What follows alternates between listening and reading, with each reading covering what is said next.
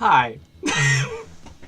I was looking at the clock because it was telling me that the number second 3 went on for about 3 seconds, so I didn't know when I should. Doesn't matter. So I finished the other day Strike Witches Seasons 1. This is the new Funimation S.A.V.E. edition. Comes with DVDs 1 and 2, and Blu-rays 1 and 2. I watched the Blu-rays, which shouldn't really matter in this review thing. If you don't know, and you're new to the channel, and you're a new subscriber, and I thank you, this is where I review things. It's mostly me either just vlog talking about something I watched, which was Strike Witches. Now, if you came here after seeing my February update, you might know that I didn't know what to say about this show. I also didn't finish it, but I also didn't know what to say. I still don't know what to say, but I'm just gonna wing it anyways. So, Strike Witches, made by Gonzo. If you don't know, Gonzo and I have a funny relationship, because if you don't know, Gonzo is a studio, drawing studio, who makes anime, and they were one of the first companies to go, hey, computers, they can make CG. Let's make everything CG. And it just, sometimes things will look really bad. This show doesn't look like a Gonzo show. That's a good thing. Except when they throw the CG at me. Now, that's a whole other thing. Let's first get to the actual plot of this story. So if you don't know, Strike Witches is a show about a little girl who has magic powers, who doesn't know how to use them, and finds out that her father, after a ridiculous amount of years, she's like, say she's like 12 or 14, I think she might be 14, it's been like 5+ years or something, and her father is gone, assumed to be dead. He has a grave and everything, but they never found a body and that whole junk, and she gets a letter sent from the father, who is dead. Basically, I forgot what it says. I think it says he's in a certain location and blah blah blah blah blah blah. And there's a picture of him with this machine type thing that looks like leggings beside a general who's also a girl who looks like she's 14, but she's actually 20. That gets to another rant in a second. But and eventually this girl, who she sees in the photo, runs into her and goes, hey, I'm a general person from the Strike Witches, and I would like you to join the Strike Witches. And she's like, well, I don't kill, I don't do war, that's bad, bad war, bad. And they're like, okay, well, guess you're not going to see your father. And the girl's like, what, you know my father, kind of thing. And she decides to go with this general person that she doesn't know.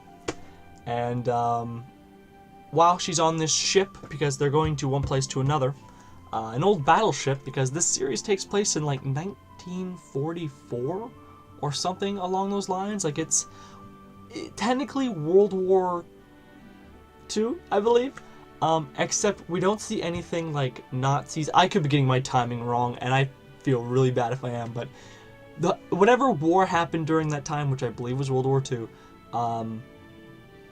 we don't see any of that. We see stuff from it, like the guns and the planes, but we don't see anything like actual war going on, except for these giant alien ships that, does it say over here what they're called? I have a little thing up here.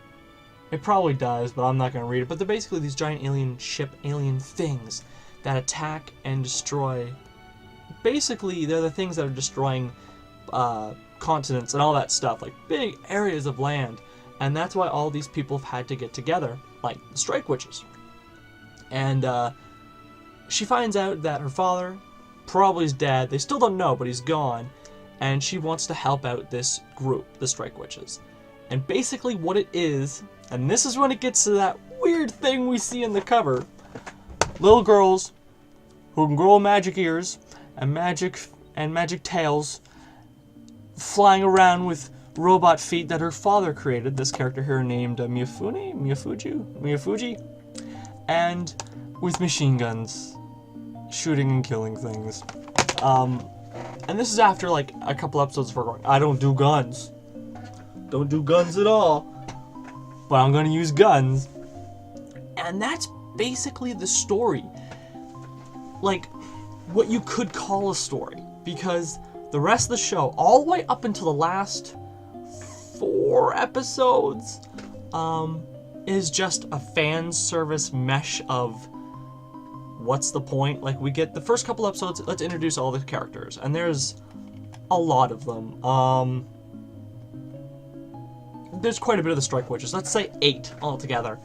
And a chunk of the episodes introduce all the characters and what their character type is. Like, oh, you have the lolly. Oh, you have the big boob girl. Oh, you have the shy girl. Oh, you have the other shy girl without the big boobs.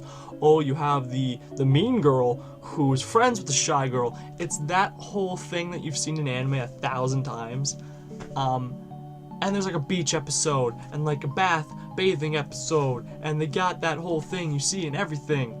And that's what the show does. At the first few episodes, we get introduced to that heavy plot, heavy story, and then the rest of it is just that whole filler type, not filler, but actually, in most anime, this would be called filler. The whole, beach episode, this and that and that.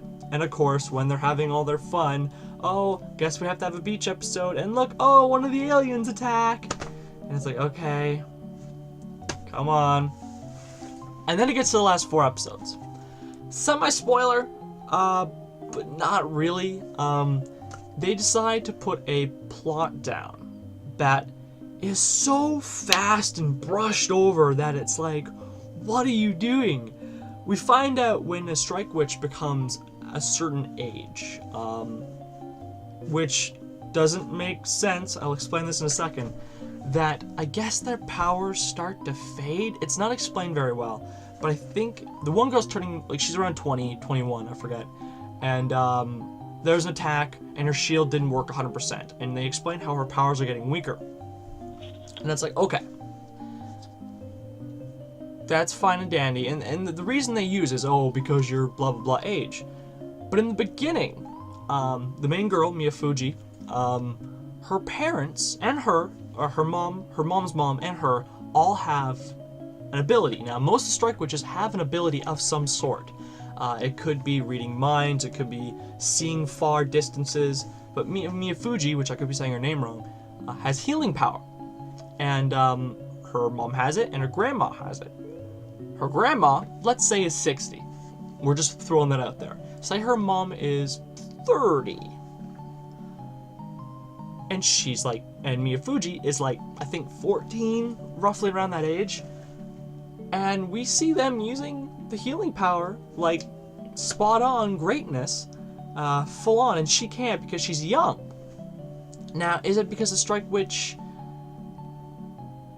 powers, when they're an actual Strike Witch with the feet thing, when they hit a certain age? And it's, I don't know, that whole plot got a little iffy, and it's basically to make it so one of the characters who's really strong has a weak moment. And I'm not going to spoil what happens there. And the last 2 episodes, they introduced this new bad guy of the entire season. And of course, spoiler or not, they deal with it. Of course they do. Now, I'm not going to say who the bad guy is, why it happened, but it's literally like they went, hey, shit, the season's ending, we don't have a 24-episoder, we gotta finish this real fast. Let's just throw a new enemy out there. And it's like, okay, that was fun. And, yeah, like, the show itself, it had an idea of what it wanted to do, but didn't have enough time. And yes, there's a season 2, but I feel like the seasons 1 and seasons 2 were probably originally going to be written together. I haven't seen season 2, but just how this season 1 ended, it just felt like that's what the plan was. Which gets me to my last little thing I mentioned in the beginning, about the ages of the Strike Witches. All the women in this series look like they're 12 to 14. You have a few that might look like they're 16, but you know what I mean, that general age. When we see other characters, other guys, and there's barely any guys, we might see a couple generals, we might see some crewmen, from time to time, they usually look like they're, like, all 40-something. There is a kid we do see who's a guy, Doesn't last very long. He's just there, does a thing, gone. It's for a plot element. And that's it. I don't understand why every guy in this series has to look 10 plus years older than the character that they're talking to, or had a relationship with, or a general over somebody. It's really weird. I understand why, it's for the fan service element, but for realistic-wise, I know, realistic-wise with little girls who can grow ears and tails with rocket feet. I know. But it was kind of strange to be honest. No. But yeah, that's what I thought about Strike Witches. It's very mediocre fan service show with a bit of action. Do I recommend picking up this? This, yes. The reason why I say that is because this is the new S.A.V.E. edition. Blu-ray DVD combo pack for under $20. You cannot complain that hard about something you spent that much on. Now, if this was, you know, a normal Funimation full price, you know, $50-something series, I would say no way, not worth it. But this $20, you can get both seasons 1 and 2 for under $40, which is cheaper than one season of something new that they make. I recommend it that way. Just know you're gonna get into a Gonzo random show that's gonna be super mediocre, and there's a ending cutscene that brings on the sequel, which is really weird because they knew they had a sequel then. I don't know. But yeah, that's my vlog type review thing that I do once in a while. I thank you for watching, and I'm sorry that you had to watch this. And yeah, have a good one.